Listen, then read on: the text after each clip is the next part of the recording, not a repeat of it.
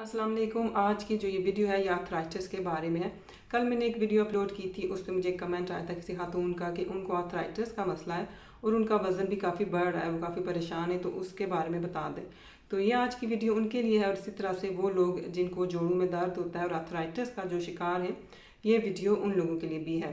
तो आर्थराइटिस जिसको उर्दू में हम घंटिया भी कहते हैं, तो होता क्यों है, मतलब इसमें क्या होता है। जब आर्थराइटिस होता है तो जो हमारे जॉइंट्स होते हैं उनमें इन्फ्लेमेशन हो जाती है, वो दर्द करना शुरू हो जाते हैं। और इसको कैसे हमने कंट्रोल करना है, सबसे पहले जो प्रोसेस्ड फूड्स होते हैं वो आपने उनसे बचना है, उनको जो है कट डाउन कर दें।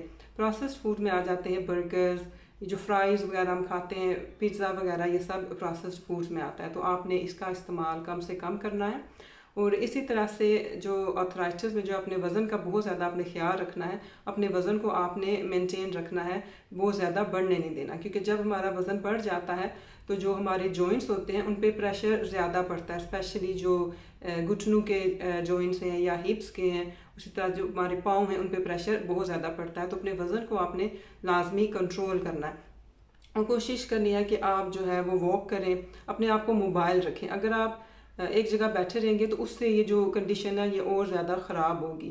साथ साथ आप कोशिश करें कि कोई एक्सरसाइज स्टार्ट करें, हल्की फुल्की एक्सरसाइज स्टार्ट करें, क्योंकि इससे ये होगा कि जो हमारे जॉइंट्स के अराउंड जो मसल्स होंगे वो स्ट्रॉन्ग होते हैं और वो हमारे लिए अच्छे होते हैं, हमारे आर्थराइटिस को कंट्रोल करने में या इसके सिम्टम्स को कंट्रोल करने में मदद करते हैं। इसके साथ साथ जो है वॉलनट्स, जो अखरोट होते हैं, वो आपने कोशिश करनी है कि हर रोज़ एक मुट्ठी भर के आपने अखरोट लाजमी खाने, क्योंकि अखरोट जो होते हैं उनमें ओमेगा 3 फैटी एसिड होता है जो कि काफ़ी अच्छा होता है इन्फ्लेमेशन वगैरह को कंट्रोल करने के लिए। और एक स्टडी की गई थी, उसमें 90 पेशेंट्स को शामिल किया गया था और उनको जो है वो ओमेगा 3 फैटी एसिड के सप्लीमेंट्स दिए गए थे। तो उन्होंने स्टडी के एंड पे देखा था कि इन लोगों की जो पेन था, जो इनको दर्द होता था आर्थराइटिस में, काफ़ी कम हो गया था और इसी तरह से इन लोगों ने अपनी मेडिकेशन जो थी वो भी कम कर दी थी, क्योंकि उनके सिम्टम्स जो है कंट्रोल होना शुरू हो गए थे। इसके अलावा जो आप इस्तेमाल कर सकते हैं वह ट्यूमरिक हल्दी। हमारे एशियन के घरों में तो अक्सर होती है, क्योंकि हमारे जो खाने होते हैं उनमें काफ़ी ये इसको शामिल किया जाता है। तो हल्दी का इस्तेमाल लाजमी करें। हल्दी में एक ऐसा कंपाउंड होता है जिसको करक्यूमिन कहते हैं, मेन काम वो करता है।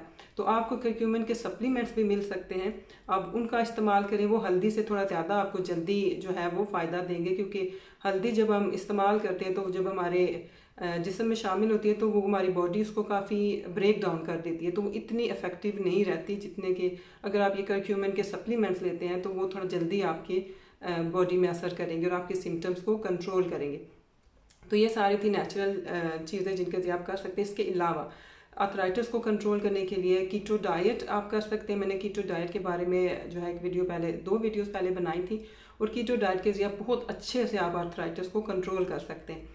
और अगर आप में से कोई चाहता है कि इसके बारे में मज़ीद मालूमात लेना कि कैसे आर्थराइटिस को या जोड़ों के दर्द को हम कीटो के ज़रिए कंट्रोल कर सकते हैं, तो कमेंट्स में मुझे लाजमी बताइएगा। तो इंशाल्लाह फिर जो है एक और वीडियो बनाऊंगी जिसमें कीटो डाइट और आर्थराइटिस के बारे में हम बात करेंगे। जल्दी से देख लूँ कि कोई चीज़ मैंने मिस तो नहीं की। थिंक मैंने सारी चीज़ें कवर कर ली हैं। तो ये वीडियो देखने का शुक्रिया। अपनी सेहत का ख्याल रखिएगा। अल्लाह हाफिज़।